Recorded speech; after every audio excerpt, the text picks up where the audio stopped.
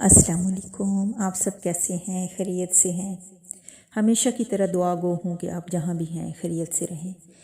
जो मेरी आज की गज़ल है वो उन लोगों के लिए है जो एक दूसरे से बिछड़े हुए हैं, उन परदेसियों के लिए है जो हमेशा अपनों को महसूस करते हैं, हमेशा अपनों को मिस करते हैं, याद करते हैं।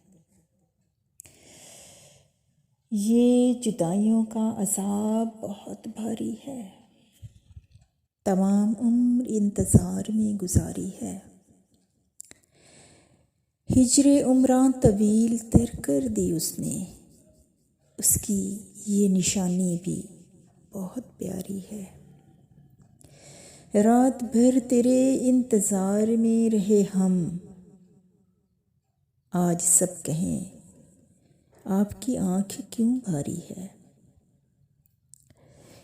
बात करूं तो लहजा झिझकता रहता है, फिर भी सुनाई उसे दास्तां सारी है। जो उनसे दिल की बात करने लगो तब कहते हैं चुप रह, तू तो अभी अनाड़ी है। सोचते हैं भूल ही जाएं उन्हें इतनी, मगर नहीं, हमें तो वो जान से प्यारी है।